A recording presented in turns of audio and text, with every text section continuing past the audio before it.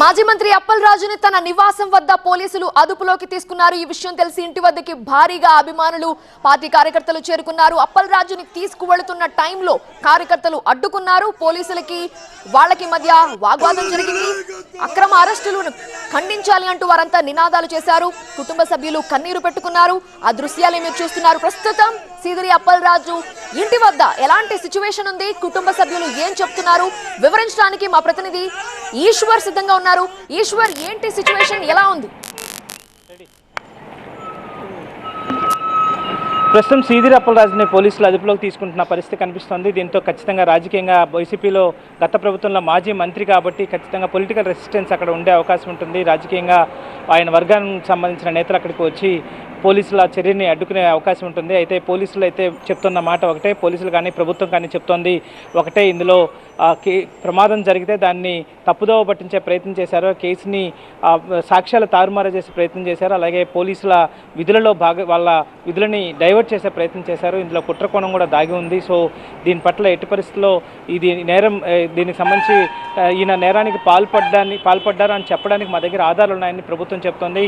సాధారణంగా ఒక సంఘటన జరిగినప్పుడు ఆ సంఘటన స్థలానికి వెళ్ళినప్పుడు సీదిరి అప్పలరాజు ఆ సంఘటన స్థలానికి వెళ్ళడం, అక్కడ రోడ్డు ప్రమాదం జరిగిన నేపథ్యంలో తన కుమారుడు రోడ్డు ప్రమాదం చేశాడన్న తెలిసిన తర్వాత, అంటే మనం చెప్తుంది ఇప్పుడు పోలీసుల వర్షన్, పోలీసులు చెప్తున్న దాని ప్రకారం తన కుమారుడిని కారులో యాక్సిడెంట్ చేసిన తర్వాత కారులో తీసుకెళ్లారు. ఆయన ప్లేస్లో త్యాడి సిద్ధార్థ అనే మరొక ఎవరైతే అరవ్ ఉన్నాడో సీదిరి అప్పలరాజు కొడుకు, ఆయన కుమారుడిని స్నేహితుడిని అందులో ఆ వెహికల్కి ఓనర్గా కూడా ఉన్నాడు, అరవ్ తోలిన వెహికల్కి. సో అతన్ని ముద్దాయిగా చూపించే ప్రయత్నం చేశారు. ఆ తర్వాత ఆ సాక్ష్యాలని తారుమారు చేసే ప్రయత్నం చేశారు. ఆ తర్వాత అక్కడి నుంచి పోలీసుల ఇన్వెస్టిగేషన్ కూడా డైవర్ట్ చేసే అట్లాంటి నేరపూరితమైన కుట్రకి పాల్పడ్డారు అన్నది ప్రధానంగా పోలీసుల అభియోగం. సో వీటన్నిటికీ సాక్ష్యాలు సేకరించి పోలీసులు కోర్టుకు సమర్పించితే ఆ తర్వాత దాని మీద కోర్టు ఒక నిర్ణయం తీసుకునే అవకాశం ఉంది.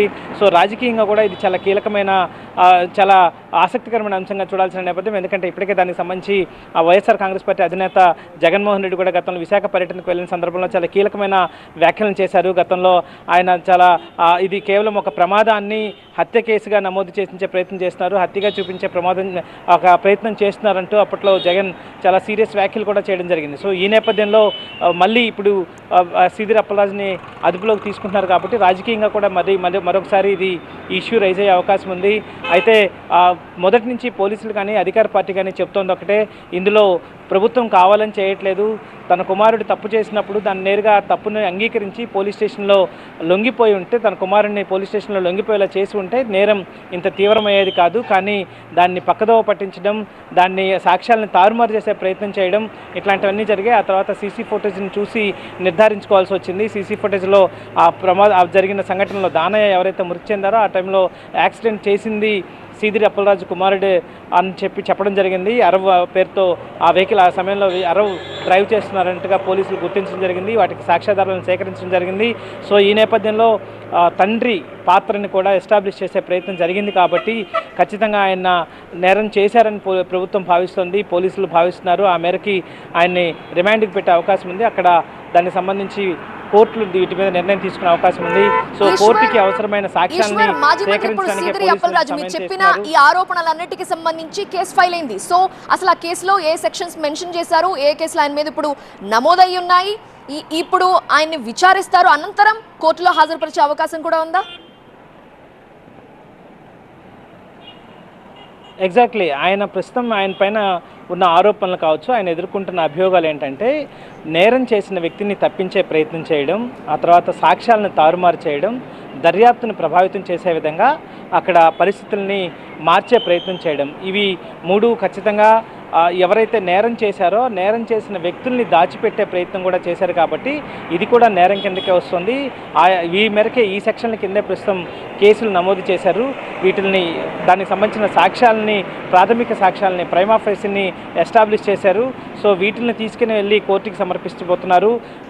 శ్రీధర్ అప్పలరాజుతో పాటు వాటిని కోర్టుకు సమర్పించిన తర్వాత కోర్టు దానికి సంబంధించి నిర్ణయం తీసుకునే అవకాశం ఉంది. సో ప్రస్తుతానికైతే శ్రీధర్ అప్పలరాజుని పోలీసులు అరెస్ట్ చేస్తారు. ఆ తర్వాత ఖచ్చితంగా ఆయన విచారిస్తారు. విచారణలో అనేక కీలకమైన ప్రశ్నలు అడిగే అవకాశం ఉంది. ఎందుకంటే ఆ సంఘటన జరిగిన వెంటనే ఈయనకి ఫోన్ ఎవరు చేశారు, ఈయనకి ఆ విషయం ఎలా తెలిసింది, ఆ సమయంలో తప్పించడానికి ఈయన చేసిన ప్రయత్నాలు ఏంటి, మళ్ళీ త్యాడి సిద్ధార్థకి వెళ్ళిన కాల్, ఎందుకంటే కాల్ డేటాలు అన్నీ కూడా పోలీసులు సేకరించుంటారు కాబట్టి ఆ మేరకు ఎవరికి కాల్ చేశారు, ఎవరిని కాపాడే ప్రయత్నం చేశారు, అక్కడి నుంచి ఎక్కడికి అరవను తరలించారు, ఆ తర్వాత సిద్ధార్థని ఎక్కడి నుంచి తీసుకొచ్చారు, ఇలా అనేక ప్రశ్నలు కూడా శ్రీధర్ అప్పలరాజుని అడిగే అవకాశం ఉంది. సో ఈ విచారణ పూర్తి చేసిన తర్వాత పోలీసులు శ్రీధర్ అప్పలరాజు కన్ఫెషన్ స్టేట్మెంట్తో కలిపి కోర్టుకి ప్రొడ్యూస్ చేసే అవకాశం ఉంది. ఆ తర్వాత కోర్టులో సాక్ష్యాలను కూడా పోలీసులు సేకరించిన సాక్ష్యాలని వాళ్ళు అక్కడ సబ్మిట్ చేస్తే ఆ తర్వాత కోర్టు ఏదైనా తీసుకునే నిర్ణయాన్ని బట్టి శ్రీధర్ అప్పలరాజు భవితవ్యం ఆధారపడి ఉంటుంది. సో ప్రస్తుతానికైతే పోలీసులు శ్రీధర్ అప్పలరాజు కూడా నేరం చేశాడు, ఎందుకంటే నేరం చేసిన తన తనయుడిని కాపాడే ప్రయత్నం చేశాడు, అది కూడా నేరంలో భాగమే. వాటితో పాటు సాక్ష్యాలను తారుమారు చేసే ప్రయత్నం చేశాడు. వాటితో పాటు మిగతా అక్కడ ఉన్న పోలీస్ ఇన్వెస్టిగేషన్ కూడా తప్పుదారి పట్టించే ప్రయత్నం జరిగింది.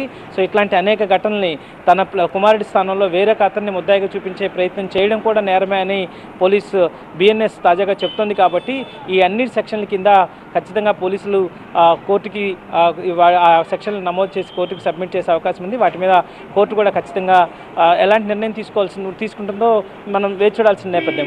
కాకపోతే రాజకీయంగా కూడా ఈ విషయం చాలా పెద్ద ఎత్తున దుమారం రేగే అవకాశం ఉంది. ఎందుకంటే గతంలో రోడ్డు ప్రమాదాలకి జరిగినప్పుడు మైనర్ బాలురు అయితే ఇప్పుడు ప్రస్తుతం ఈ కేసులో కూడా మైనరే కాబట్టి దానికి వాళ్ళ తల్లిదండ్రులే బాధ్యత వహించాలంటూ కూడా గతంలో అనేక కోర్టులు తీర్పులు ఉన్నాయి. అలాగే గతంలో కూడా అట్లాంటి చర్యలు తీసుకున్న నేపథ్యం కనిపించింది. సో ఇట్లా ఈ సందర్భంలో కూడా మైనర్ డ్రైవింగ్ చేయడం, అలాగే ఒక వ్యక్తి మరణానికి కారణం కావడం కావచ్చు, లేకపోతే అఫ్కోర్స్ అది ఉద్దేశపూర్వకంగా కాకపోయినప్పటికీ కూడా ప్రమాదం అయినప్పటికీ కూడా ఒక వ్యక్తి మరణానికి కారణమయ్యాడన్న నేరం ఇప్పటికే అరవ మీద మోపబడ్డారు. కాబట్టి వాటికి సంబంధించి అట్లాంటి వ్యక్తిని కాపాడే ప్రయత్నం చేయడం కూడా, ఎందుకంటే ఒక నేర ఆరోపణ ఎదుర్కొంటున్న తన కుమారుడిని కాపాడే ప్రయత్నం చేయడం కూడా నేరంలో భాగమే అన్నది ప్రధానంగా పోలీసులు ప్రస్తుతం చెప్తున్నారు. అదే సమయంలో సాక్ష్యాలను కూడా తారుమారు చేసే ప్రయత్నం చేశారన్నది కూడా నేరమే. సో ఇట్లాంటి సెక్షన్లు ఆయన మీద నమోదు చేసే అవకాశం ఉంది. అయితే దీనికి సంబంధించి గతంలో విశాఖ పర్యటనకు వెళ్ళినప్పుడు వైఎస్ జగన్మోహన్ రెడ్డి కూడా చెప్పిన చాలా కీలకమైన వ్యాఖ్యలు చేశారు. సాధారణంగా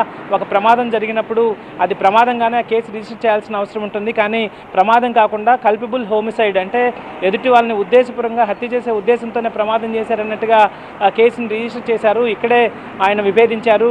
ఎందుకంటే ఒక మైనర్ బాలుడు అయినప్పటికీ కూడా చిన్నపిల్లాడు ఒక తప్పు జరిగినప్పుడు అది ప్రమాదంగానే చూపించాలి, కానీ ఉద్దేశపూర్వకంగా హత్య చేసేందుకే తాను డ్రైవ్ చేసి అతను చంపారన్న సెక్షన్లు గతంలో పెట్టారంటే ఇప్పటికే వైఎస్ జగన్మోహన్ రెడ్డి ఆరోపణలు చేశారు. కాబట్టి ఇప్పుడు దాని కంటిన్యూషన్ మళ్ళీ వాళ్ళ తండ్రిని కూడా అరెస్ట్ చేసే ప్రయత్నం చేశారు. ఇది రాజకీయ కక్షల్లో భాగమే, రాజకీయ వేధింపుల్లో భాగమే అని చెప్పి వైఎస్ఆర్ కాంగ్రెస్ పార్టీ మళ్ళీ ఆరోపించే అవకాశం ఉంటుంది. సో ఈ దిశగా మళ్ళీ అధికార ప్రతిపక్ష పార్టీల మధ్య మరొకసారి దీని మీద పెద్ద ఎత్తున చర్చ జరిగే అవకాశం ఉంటుంది.